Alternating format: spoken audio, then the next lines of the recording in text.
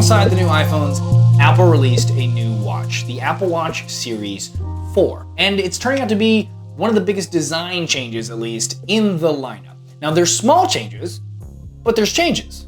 Now, I managed to get my hands on one, and so I figured, as is usually on the channel, I tried to do a complete walkthrough for you guys. Now, if you're not familiar, a complete walkthrough on my channel is where I try to go through every feature I possibly can. I test as many things as I can so that you guys are better prepared should you be in the market to go buy one.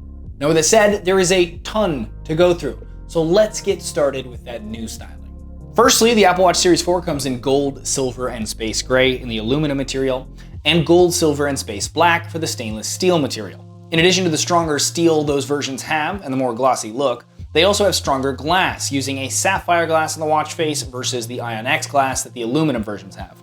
Looks-wise, you won't be able to tell the difference, but the sapphire will definitely be a bit more resistant to scratches than the Ion X. The cases themselves are larger than last year's, coming with a 40mm and a 44mm case option versus the 38mm and 42mm of last year. The thing is, though, that even though the case is larger, the bezels are smaller and more rounded than last year, so you have the better screen-to-case ratio, which helps with the look in the larger sizes for sure. And we have a 1.57-inch LPTO AMOLED screen for the 40mm with a 394 by 324 resolution. This Series 3 38mm at a 1.5-inch with a 340 by 272, by the way. And we have a 1.78-inch LPTO AMOLED for the 44mm with a resolution of 448 by 368. The Series 3 42mm had a 1.65-inch with a 390 by 312 resolution, by the way. So, larger screens, smaller bezels, and a higher pixel density. Moving around the case, we have a much larger speaker that now takes up the entire side of the device, which is supposedly 50% louder. So, I decided to test it. Here is the old watch, the Series 3. What's the weather? Here's the weather today. And here is the new Series 4. What's the weather? Here's the forecast for today. And that means that the microphone has now been moved to the other side. Apple also says that this helps with the echo during calls, etc.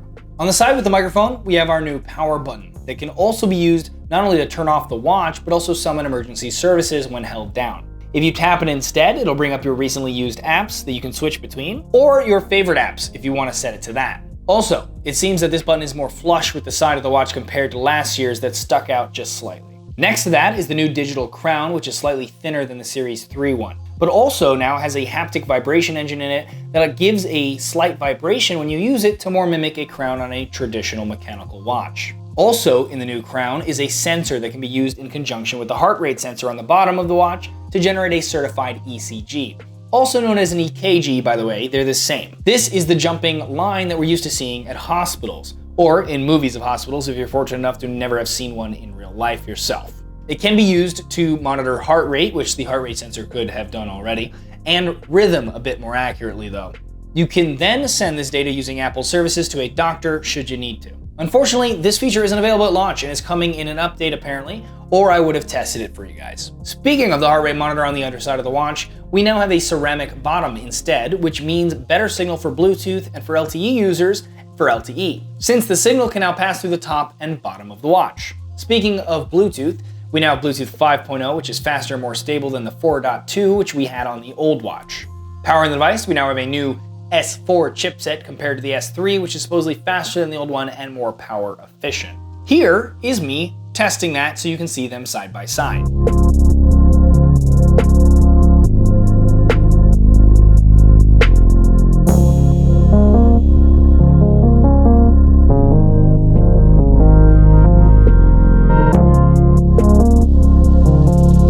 We have 16 gigs of internal storage that you can use to put your own music on using Apple Music.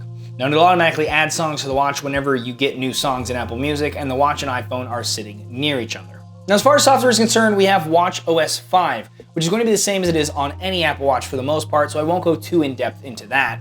But let's just go over the basics in case anybody is new to Apple Watches. WatchOS begins with your watch face. This is what you see whenever you raise your wrist and is the starting point for the OS. Swiping from the left or right will quickly switch between your installed watch faces.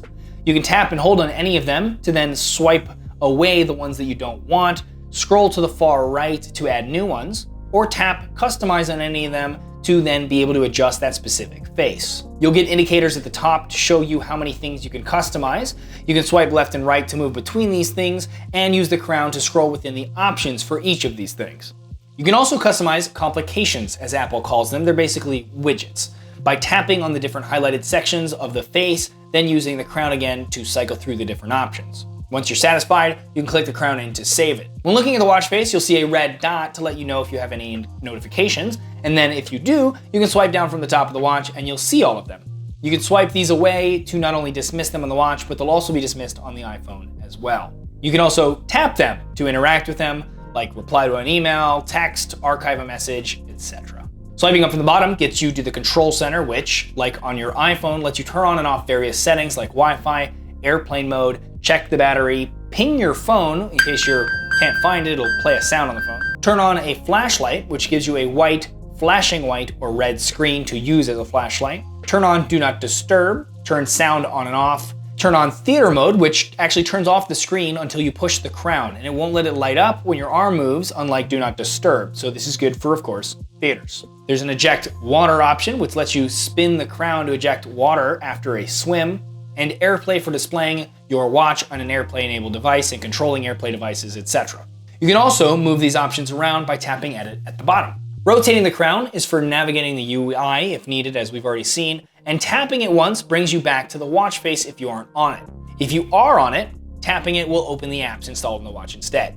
You can tap whichever you want to open, and you can even turn the digital crown to zoom out to see more apps on the screen at once, or the other way to actually open the app in the center of the screen. If you double tap the crown, you'll open the most recent app, and if you tap and hold on the crown, you'll get Siri. Again, pushing the power button gets you to your recent apps or favorite apps, which you can choose which you want in the Apple Watch app on your iPhone. Double tapping it will open Apple Pay, which lets you use the NFC in the watch to then tap it against any Apple Pay enabled terminal to pay for things. If you tap and hold the power button, you can swipe to turn off the watch or swipe to contact emergency services. Speaking of emergency services, you can enable a feature that will detect if you fall while wearing the watch and don't move for a few minutes, and it'll actually contact emergency services automatically.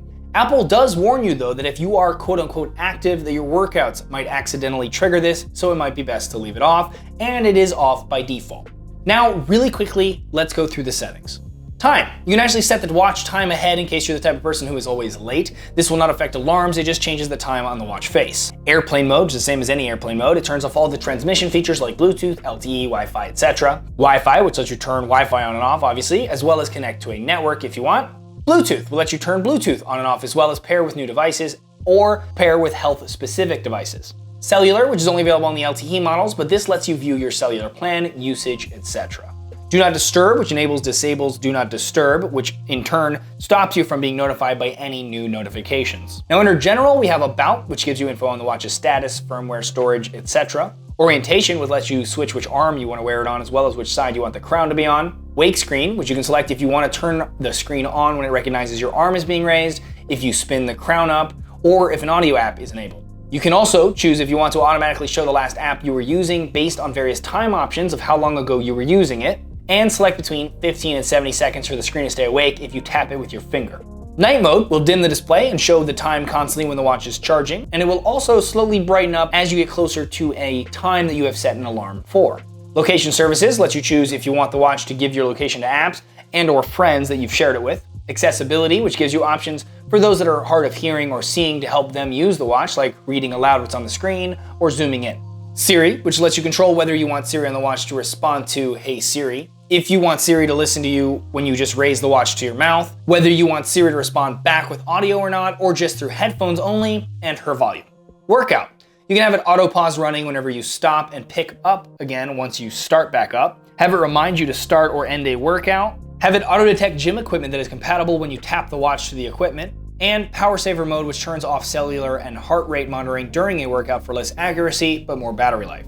In regulatory, we just have legal info basically, which you'll never need to look at. Reset, which allows you to reset and erase the watch in case you want to start over or pair with a different device. Brightness and text size, which lets you adjust the brightness, obviously, and choose between 6 different text sizes for the display, as well as bold text if you want, and this affects all the text throughout the OS. Sounds and haptics. You can choose the alert volume, decide if you want haptic, aka vibrations for alerts, as well as choose between the default version of haptics or a more prominent version. Turn on and off the haptics for the crown, and choose whether tapping Minnie or Mickey Mouse on their watch faces will read the time aloud. And finally, you have passcode, which allows you to turn on and off the passcode, change it, let the iPhone unlock it if it's near, and wrist detection, which makes the watch require a passcode whenever it is removed from your wrist, which I highly recommend you leave on. And that's it! A complete rundown of all the features I possibly could and some tests on the watch itself. Let me know what you guys think of that in the comments below. Would love to hear from you about the watch, about these types of videos. Should my walkthroughs be this thorough? Should they be more thorough? Whatever. Let me know. Would love to hear from you guys. Also, there is a walkie-talkie feature that I'm a big fan of, but I'm gonna do a separate video on that, on how to use that walkie-talkie feature and kind of go through the rundown of that, because I think, one, it deserves its own video, and two, it's a WatchOS feature, so it's not specific to this watch. It's gonna come eventually to all of the watches that it'll support.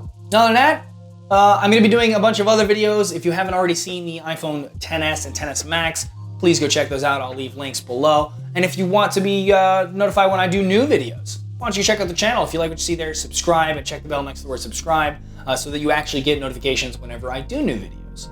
Otherwise though, hope you enjoyed this video. Please thumbs up it or share it or leave a comment. All of that's greatly appreciated. And as always, regardless, thanks for watching.